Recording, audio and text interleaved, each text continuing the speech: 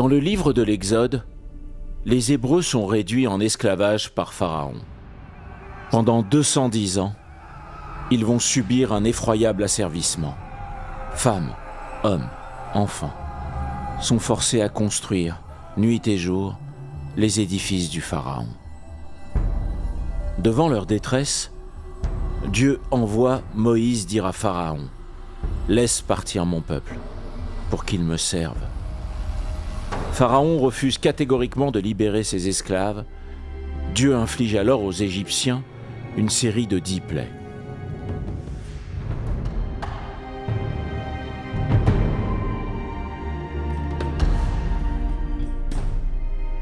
Pharaon, finalement brisé, décide de chasser les Hébreux. Dans leur fuite, ils emmènent le pain, qui n'a pas eu le temps de lever. La fête de Pessah rappelle cet épisode biblique et célèbre chaque année la liberté du peuple juif.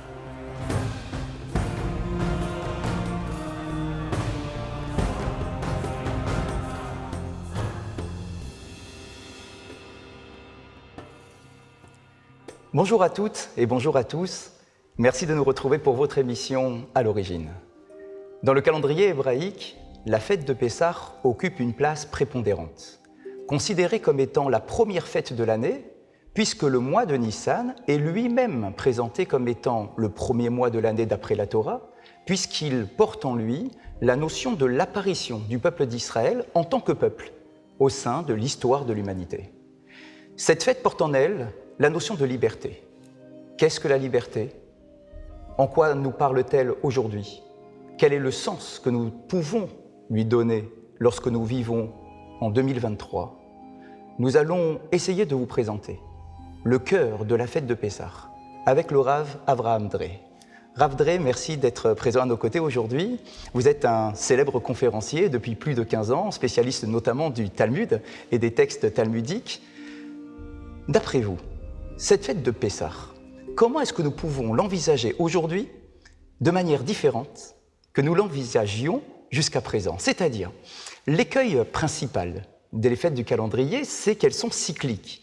Année après année, nous vivons à nouveau la fête de Rosh Hashanah, la fête de Kippour, la fête de Pessah. Comment être capable de donner un nouveau sens chaque année à une fête aussi emblématique que celle de Pessah ? Effectivement, vous faites référence à ce côté un petit peu rébarbatif d'une fête qui se répète depuis déjà 3300 ans. Et on peut évidemment se poser la question, comment trouver un sens actuel à une fête qui est tellement vieille ? Alors, toute la réponse à cette question repose sur la façon que le judaïsme a de regarder le temps. On pourrait envisager le temps et l'histoire comme étant un point A qui s'appellerait l'origine et qui arriverait jusqu'à un point ultime qui s'appelle la fin du monde, qui s'appelle l'Apocalypse, qui s'appelle la venue du Messie, chacun en fonction de sa croyance. On pourrait évidemment regarder aussi l'histoire comme étant une histoire cyclique. C'est toujours la même chose qui se passe. Des traités de paix qui sont mal digérés, qui engendrent des nouvelles guerres. Et puis on a comme ça une sorte de cyclicité. Et puis, nous avons une vision assez originale des maîtres de la mystique juive, donc on est au IIe siècle après Jésus, Rabbi Shimon Bar Yochai, qui nous propose un schéma très intéressant qui est le principe du ressort, de l'hélicoïde, c'est-à-dire que le temps évoluerait selon un phénomène cyclique qui, alors, revient sur lui-même, sauf qu'à chaque année, on augmente un étage. Donc on se retrouve donc avec une sorte de ressort.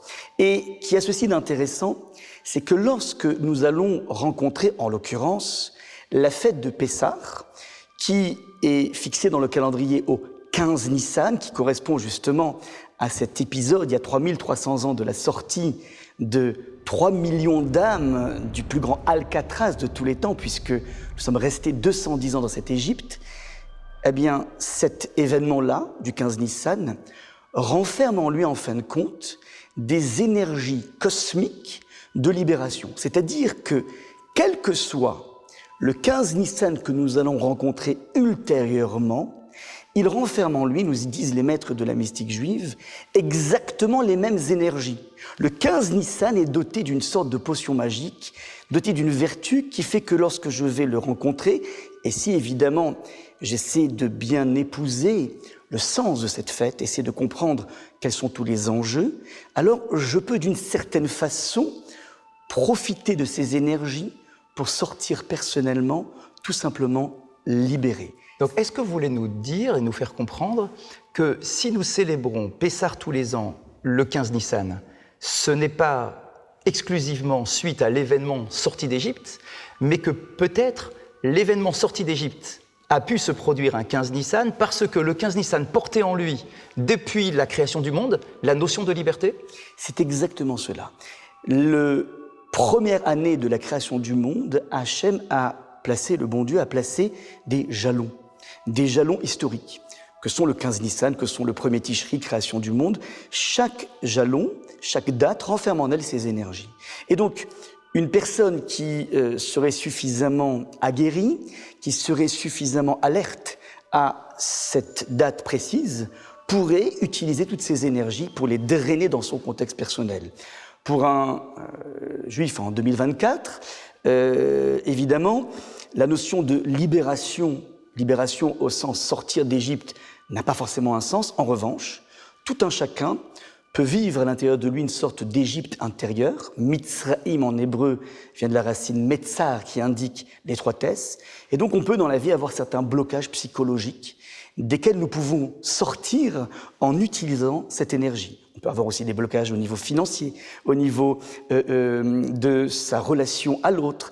Il y a un nombre très, très large de traductions possibles de cette notion de liberté qui va complètement dépasser la dimension historique de cette fête. Donc l'événement historique viendrait illustrer finalement une idée première, mais que l'on peut décliner à l'infini, et on pourrait carrément finalement sublimer cet événement pour en dégager l'essence la plus profonde pour la mettre au service de notre existence aujourd'hui. Et tout à fait, donc c'est cette actualisation tout à fait intéressante. Et d'ailleurs, dans le texte lui-même de la Haggadah, il s'ouvre au tout début avec une histoire de 5 très grands maîtres de la Mishnah, donc on est à peu près au IIe siècle après Jésus, et ces grands maîtres, donc Rabbi Akiva, Rabbi Tarfon, Rabbi Eliezer, se sont réunis dans la ville de Bnei Brak. Ils étaient tous assis ici, et puis ils ont tellement parlé de la sortie d'Égypte, ils ont tellement fait cette mitzvah de la Haggadah, ils ont tellement raconté qu'ils ont tout simplement oublié le lever du soleil jusqu'à ce que leurs élèves viennent leur dire « Maître, vous êtes en train d'oublier la lecture du schéma le matin. » Évidemment, cet épisode oblige plusieurs questions. Premièrement, de quel type de seder nous parlons ici, de quel type de réunion nous parlons ici, sachant en fait que chacun de ces maîtres était le maître d'une ville particulière en Israël. Qu'il s'agisse d'Ashkelon, de Ashdod, chacun était le maître dans une des villes. Rabbi Akiva était le seul maître à Bnei Brak lui-même. Donc que font ces rabbanim délocalisés de leurs villes dans lesquelles ils sont censés être? Deuxième chose, c'est vrai que la physionomie de ce seder est bizarre en général. Un seder est truffé de familles. Où sont passées les épouses de ces rabbanim? Troisième question évidente, on pourrait se demander, mais ils sont tellement assidus dans la lecture de la Haggadah qu'ils n'arrivent même pas à voir le lever du soleil. Il y en a au moins un des deux qui a pu faire attention. Et par rapport à ces 3 questions, il y a un maître qui veut proposer cette idée géniale. Nous sommes donc dans cette période post-destruction du deuxième temple, en plus 70, et nous avons donc les plus grands maîtres de la génération qui se sont réunis dans une réunion secrète, dans une cave, donc il n'y a pas de fenêtre. Et dans cette cave, ils vont essayer d'utiliser les leviers spirituels de liberté pour essayer de trouver une solution à cette occupation romaine. Il y a énormément de questions. Nous allons vivre un judaïsme sans temple, un judaïsme délocalisé de Jérusalem, d'Israël. Comment gérer, d'une certaine façon, essayer de provoquer la construction du 3e temple. Voilà un petit peu donc l'illustration tout à fait immédiate de ces maîtres qui vont nous montrer un petit peu l'exemple au tout début de la Haggadah. Qu'est-ce qu'on attend d'une soirée du Seder? C'est pas du tout une commémoration, c'est essayer de voir dans quelle mesure ça me concerne personnellement, moi, dans mon contexte personnel. Donc ces maîtres vont se connecter à l'événement sortie d'Égypte pour essayer de réactiver une nouvelle liberté. Donc on est ici après l'événement de la sortie d'Égypte.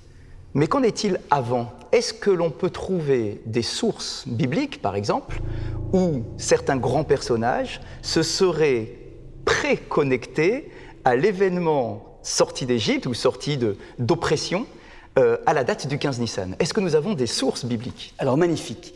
Il y a un rave contemporain du nom de rave David Forman, qui habite aux États-Unis, qui a mis en exergue justement le fait que 400 ans avant l'événement historique de la sortie d'Égypte, il y a un personnage qui n'est pas forcément un grand personnage. Il est cité dans la Bible, mais on pourrait dire de lui que c'est un petit peu l'enfant rebelle, le bad boy.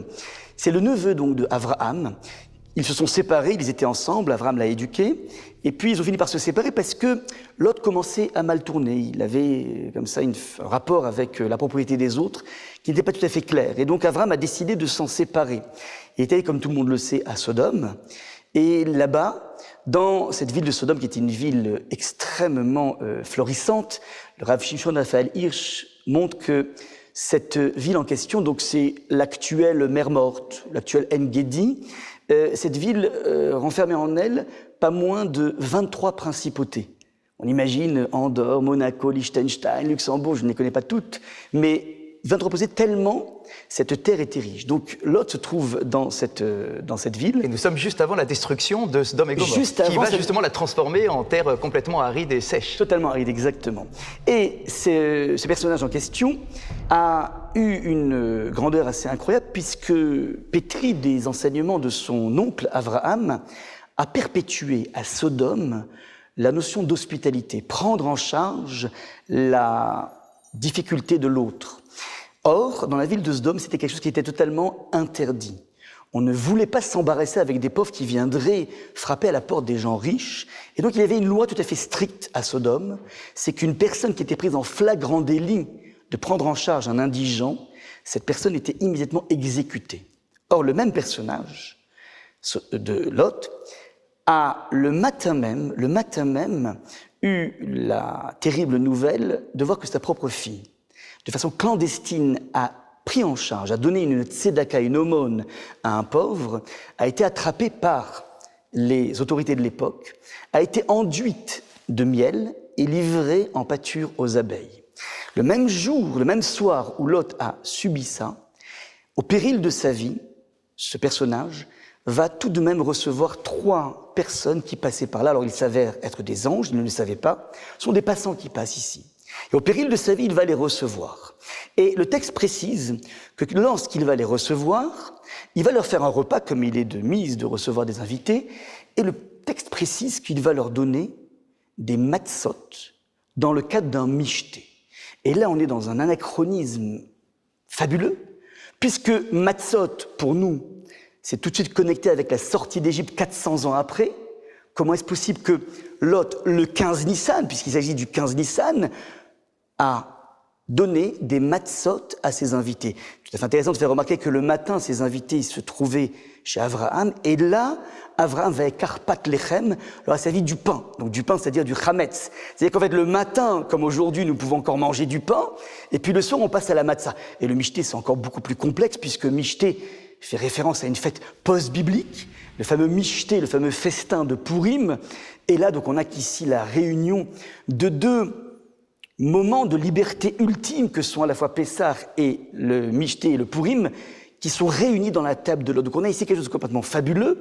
Lot est en train, à sa façon, de vivre sa sortie d'Égypte. Et c'est encore plus magnifique, puisque ce personnage, une fois que la ville apprend qu'il a osé faire de l'hospitalité, on a une réunion de toute la ville, Minahar ve'ad zaken, du plus jeune au plus vieux, qui viennent pour tout simplement avoir une relation charnelle avec les invités. Donc on a toute une ville, c'est pas une bande d'excités, une ville entière qui vient venir frapper Lot. Il frappe à sa porte et menace Lot de démolir la porte d'entrée.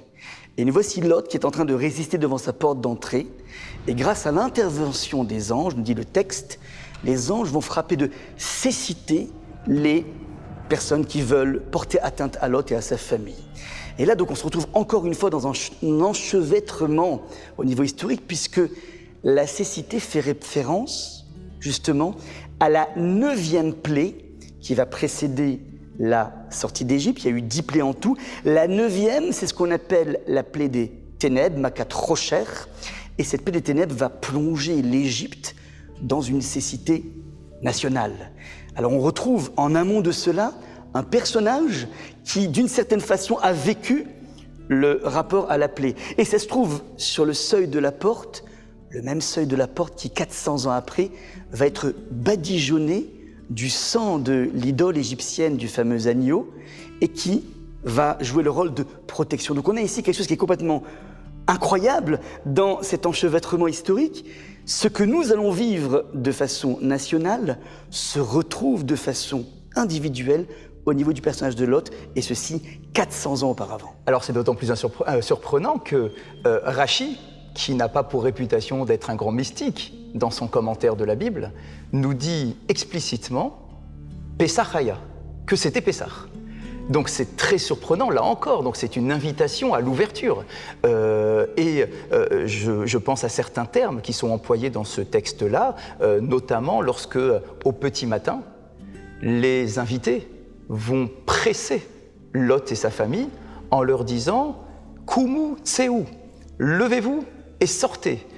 Ce qui me fait penser exactement aux mêmes termes employés par la Torah lorsque le Pharaon va demander aux Hébreux de se lever et de quitter l'Égypte. Donc c'est extrêmement puissant de voir non simplement une idée qui est portée par cet événement-là, mais même des termes, un jeu de mots employé par la Torah.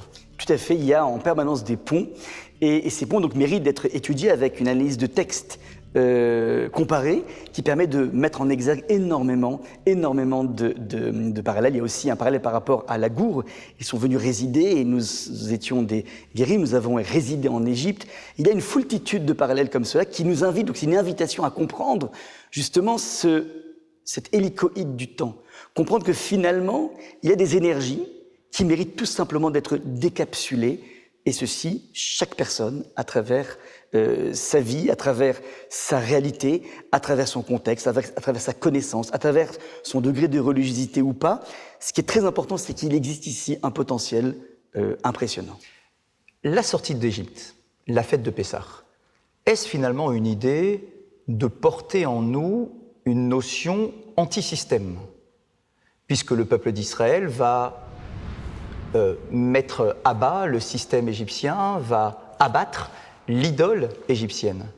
Est-ce que cette idée anti-système, donc de sortir de nos oppressions et du mouvement dans lequel nous baignons, est-ce que nous la retrouvons également chez Lot? Est-ce que lui aussi est un homme anti-système qui va quitter pour sortir effectivement d'un système qui ne correspond pas à ce que l'humanité doit être? Tout à fait. Lot est vraiment l'archétype de l'individu qui va résister au niveau de sa capacité avec une abnégation incroyable, peut-être même plus grande que celle d'Abraham, à maintenir le cap du devoir d'un homme de secourir celui qui est dans le besoin, malgré l'interdiction.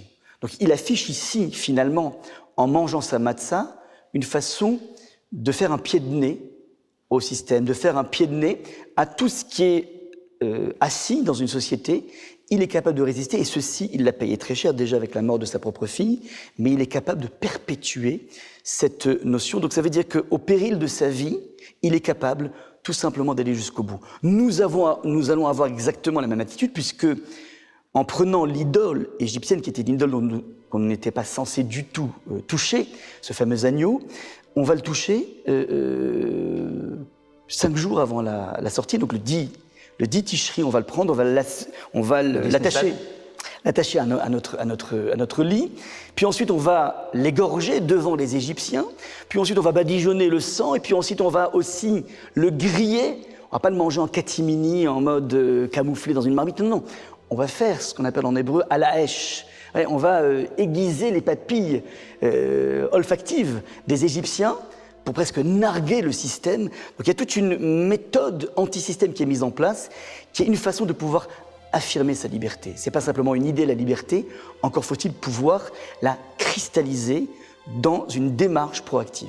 Il est intéressant de remarquer que tout cet épisode-là, finalement, les deux épisodes, celui que vous évoquez avec Lot et celui de la sortie d'Égypte et de la célébration de Pessah après, eh bien finalement, à chaque fois, on commence par une notion d'hospitalité.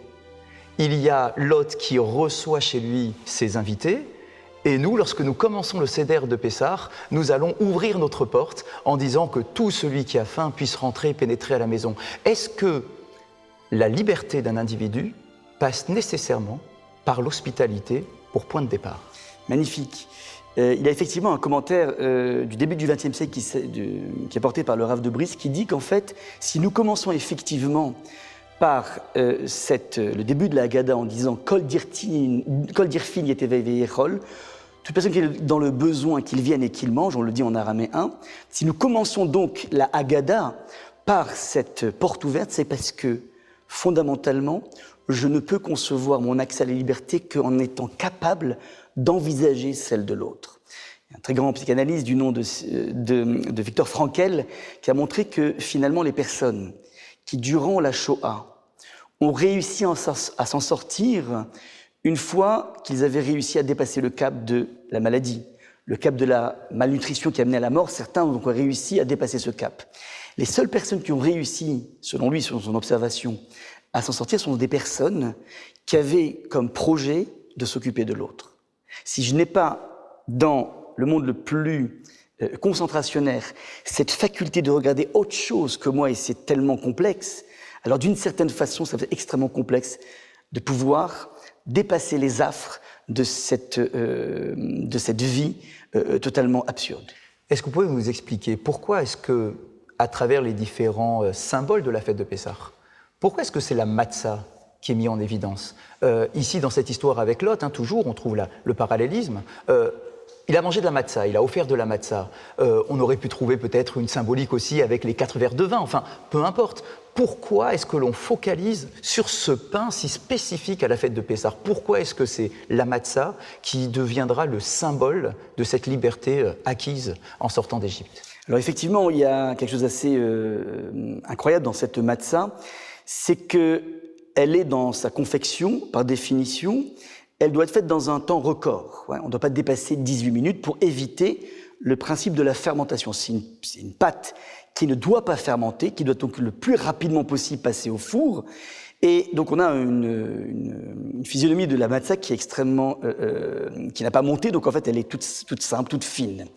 Et l'idée de ne pas laisser l'emprise du temps, c'est d'une certaine façon essayer de marquer notre velléité, notre volonté d'accéder à quelque chose de spirituel. En effet, à partir du moment où quelque chose rentre dans l'espace-temps, d'une certaine façon, elle peut rapidement subir une certaine forme de dépréciation.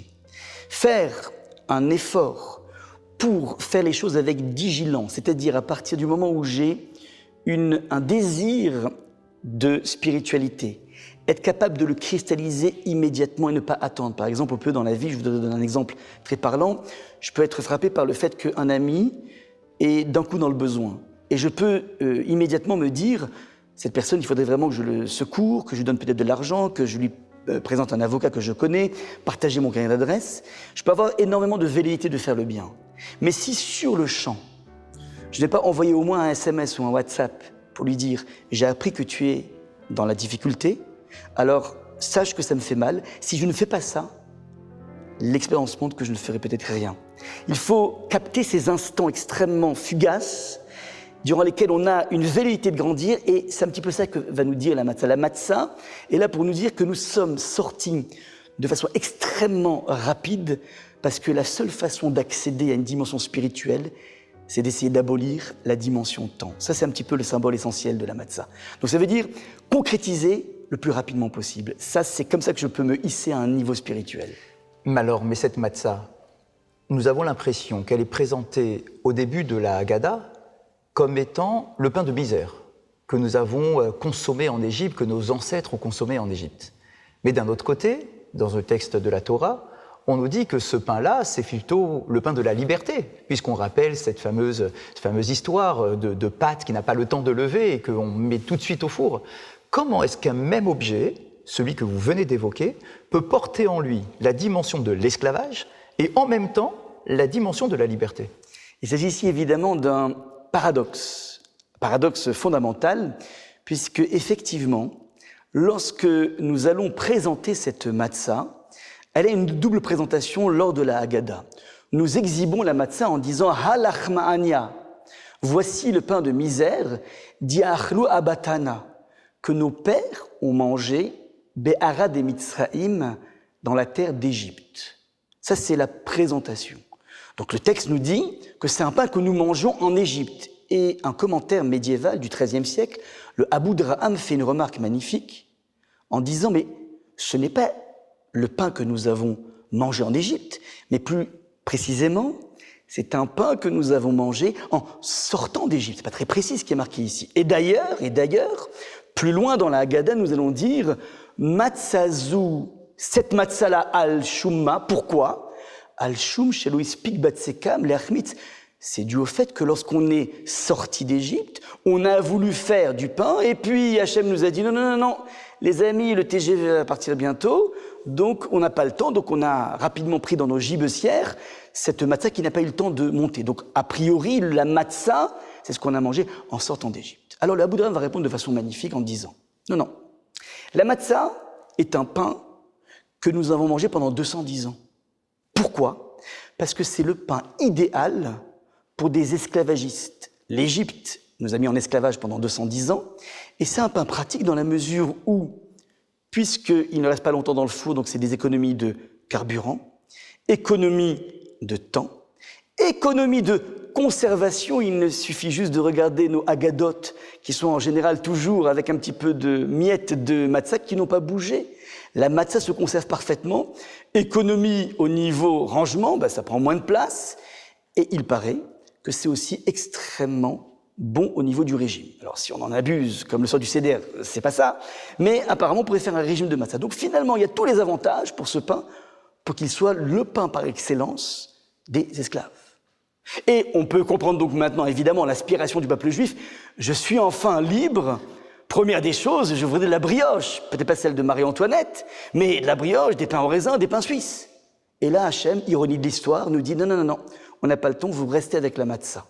Et puis d'un coup, de façon immédiate, ce même pain devient le symbole de la liberté ultime, on vient l'exhiber. Alors, liberté ou esclavage ? Réponse, ça dépend de mon optique. Nous sommes les seuls maîtres du regard que nous portons sur les choses. Et ça, c'est un principe fondamental. On peut dans la vie avoir des conditions complexes d'existence, ce qu'on peut appeler même des circonstances exténuantes qui pourraient peut-être expliquer certains comportements, mais non.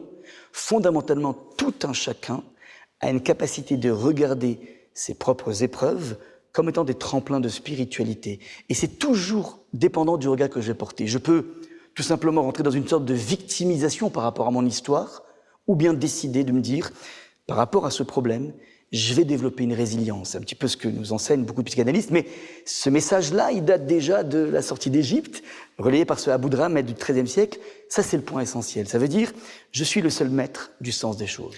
Alors cette matzah que l'on consomme pendant la soirée du Seder, justement, elle s'inscrit dans un ordre, le fameux Seder, avec les 15 étapes, du Kiddush jusqu'à la fin de notre soirée de Pessah. Que pouvez-vous nous dire sur cette évolution, ce rythme qui est donné tout au long de la soirée de Pessah? Alors je voudrais juste reprendre le terme Leil HaSeder, donc la fameuse nuit du Seder. Et en tant que tel, c'est assez étrange, parce que Seder en hébreu veut dire l'ordre. Or, comme tout le monde le sait, celui qui a vécu un Seder, digne de ce nom, il n'y a pas une soirée aussi désorganisée dans le calendrier juif que le soir du Seder. Et d'un côté, on enlève le plateau, on le remet, le vin immacule les nappes, on se lève, on fait Netilat Yadayim avec bracha, sans bracha. On n'y comprend plus rien. Heureusement que nous avons toujours un Seder qui est écrit de façon à suivre, parce que finalement, c'est un désordre terrible. Alors, un grand maître du XVIIIe siècle disait que, alors ce n'est pas de l'humour, ce n'est pas de l'ironie, mais c'est un petit peu pour nous faire comprendre, nous, avec cette histoire tellement chargée de multiples transformations, de multiples déportations, comprendre que l'ordre naturel du juif échappe à toute forme de rationalité. L'existence même du peuple juif tient du miracle, et donc on a en permanence cette idée que l'absence d'ordre est l'ordre naturel du peuple juif. Ça, c'est le premier point. Et effectivement, donc on a ici un déroulé assez extraordinaire de 15 étapes du Seder. On a aussi 15 Dayenu, et cette remarque est faite par un maître du XIIIe siècle qui s'appelle le Ritva, qui fait remarquer qu'il y a une structure de 15 qui est très forte dans cette Haggadah. On le fait d'ailleurs le 15 Nissan, le moment où cette lune est à son sommet, à sa plénitude. Et il y a ici donc, lorsqu'on veut essayer de s'approprier ce Seder, il y a une possibilité aussi d'essayer de comprendre que derrière la dimension halachique du respect du Seder se cache aussi l'évolution d'un individu. Alors, si on énumère les 15 étapes, ça donne la chose suivante. Kadesh, qui est le Kiddush, donc c'est le moment où on va initier cette soirée avec un verre de Kiddush. Mais Kadesh veut aussi dire la notion de Gdusha, c'est-à-dire de sainteté, et qui correspond chez tout un chacun à cette velléité de se hisser au niveau spirituel. Comme disait Malraux, le XXIe siècle sera religieux ou ne le sera pas. Il a pressenti qu'il y aura comme ça un appel, une recherche, une velléité de spiritualité. Est-ce que ce point de départ doit provenir de l'homme, ou est-ce que c'est une invitation qui est faite spirituelle, qui viendrait du haut ?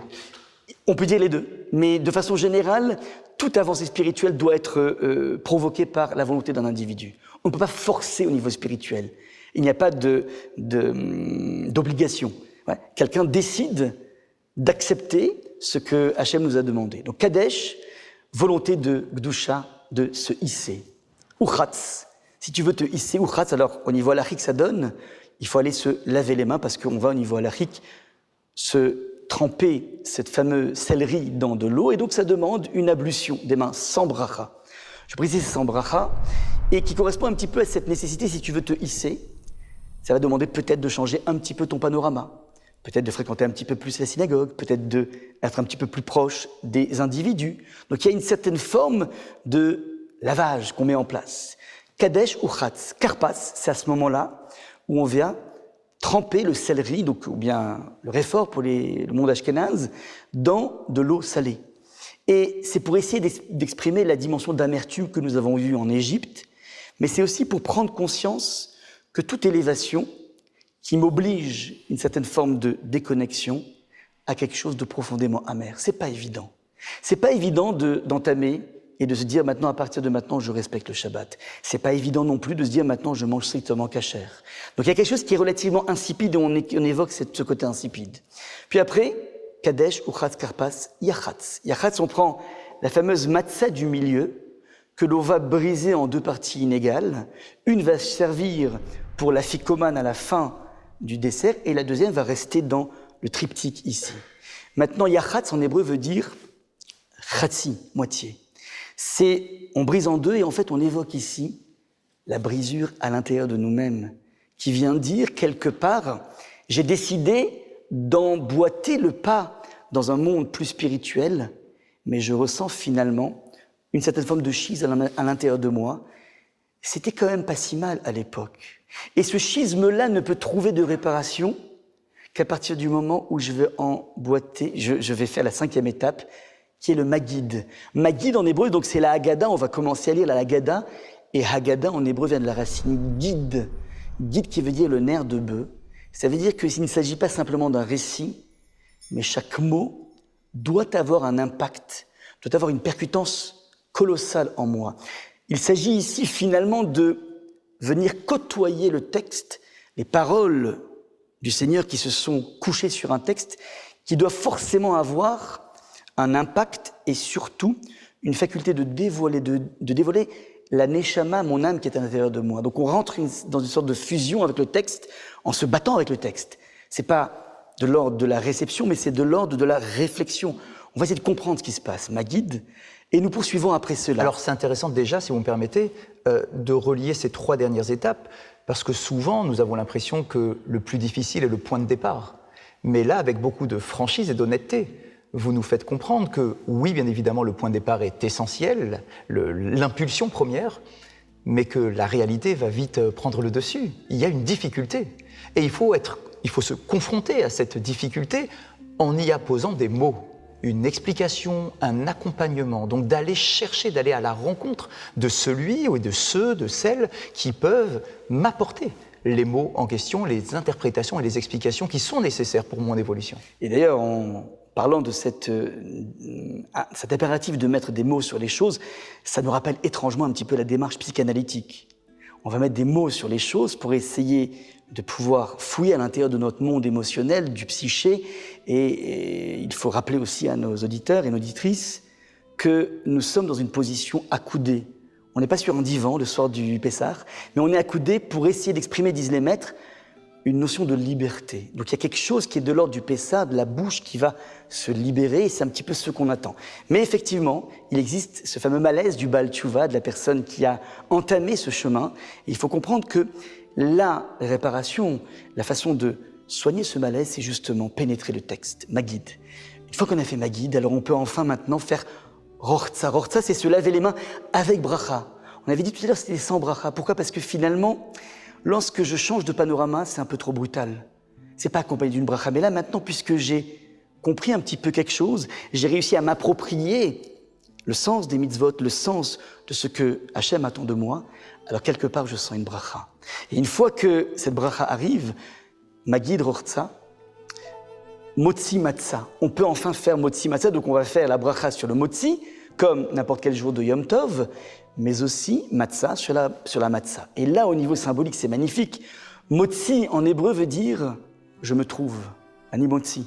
Je me trouve, ça veut dire que j'arrive enfin, d'une certaine façon, à m'y retrouver. Jusqu'à présent, il y avait toujours un relent insipide. Et d'ailleurs, les propres parents me le disaient, mais écoute, qu'est-ce qui t'arrive ? On ne te sent pas, depuis que tu es rentré en religion, on ne te sent pas stable. Et ils ont raison. Pourquoi ? Parce que finalement, je n'ai pas réussi à résoudre ce schisme à l'intérieur de moi. Et là, maintenant, je commence à palper, j'arrive à me retrouver. Mais ce n'est pas tout se retrouver. Matzah, c'est un passé. Matzah veut dire, il s'est retrouvé. C'est-à-dire que même mon entourage est en train de dire, waouh, ça doit être tellement bien réussi. Finalement, ce chemin qu'on a tellement décrit au début, en fin de compte, il avait raison. Et donc, quelque part, j'obtiens l'approbation de mon contexte. Et ça, c'est aussi fondamental. Et pour avoir cette approbation, il faut que moi-même, je sois en harmonie. Donc si on arrive effectivement avec ce jeu de mots de Motzi Matzah, je me trouve afin que les autres puissent également me trouver. C'est finalement une vocation de notre existence de chercher et d'atteindre l'harmonie parfaite. Parfait, exactement. Il y a cette notion d'équilibre à tous les niveaux, équilibre personnel, mais aussi équilibre dans mon contexte. Mais c'est pas fini. Ce chemin magnifique, cet Everest sublime, continue, se poursuit. Une fois qu'on a fait Motzi Matzah, on peut dire Maror. Maror, on va manger le maror, donc cette herbe amère qui doit rappeler l'amertume. Mais à ce moment-là, je suis capable de parfaitement pointer du doigt exactement quelles sont les zones d'amertume de ma vie et quelles sont les zones de non-amertume de ma vie. Je suis beaucoup plus clair. Au début, on appelait ça le karpas. C'était grossier. Puis là, maintenant, j'arrive à mieux cibler. Tellement mieux cibler que je peux finir sur korer.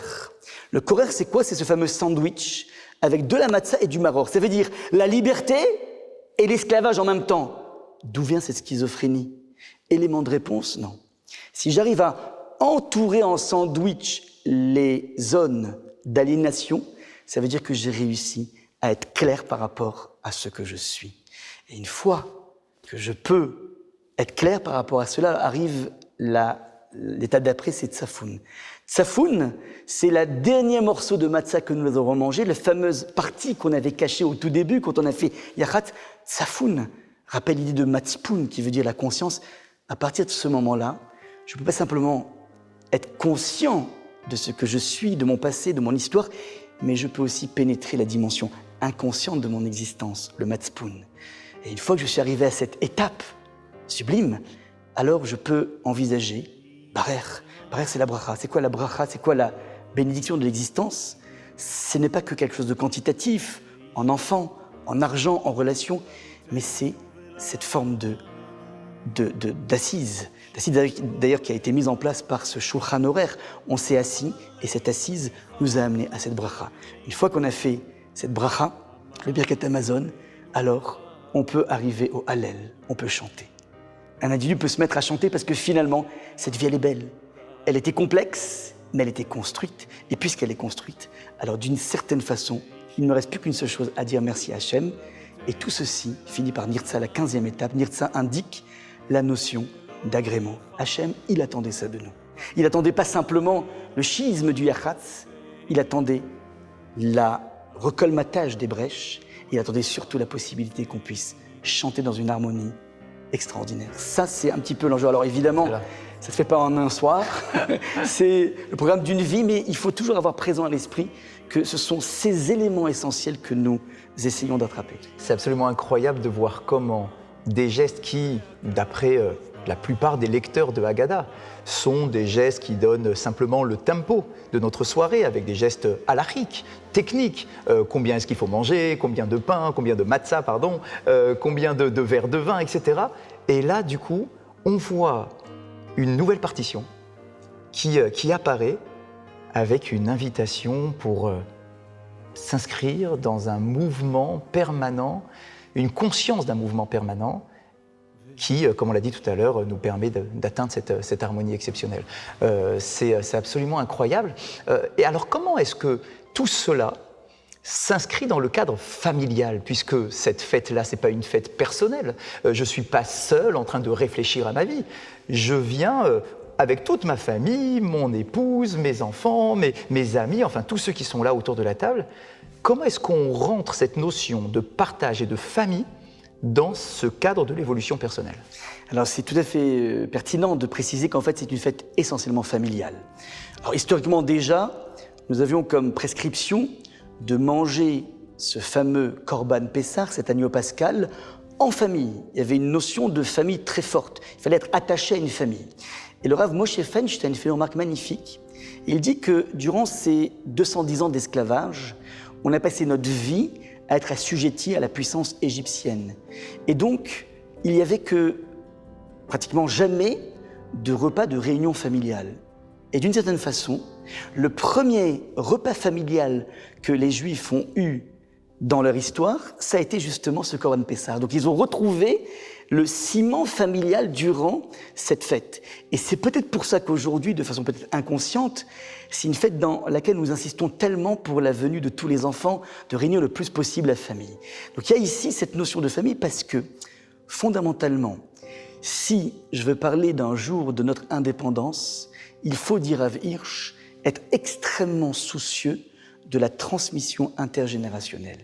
La liberté n'est pas une histoire personnelle, c'est une histoire collective. Et donc, la première histoire que je suis en train de vivre, c'est mon histoire familiale. Donc, j'ai une obligation, en tant que père de famille, en tant que mère de famille, d'insister énormément sur cette transmission essentielle.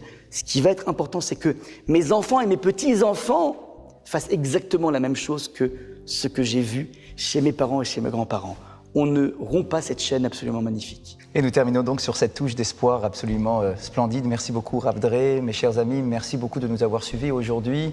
Nous vous souhaitons une très belle fête de Pessah, que vous puissiez vivre cet événement, cette soirée du Seder, non pas simplement comme un rituel avec des gestuels, mais de donner une profondeur telle que nous avons pu la présenter pour que vous puissiez simplement construire votre avenir et pas simplement vous enfermer dans un passé.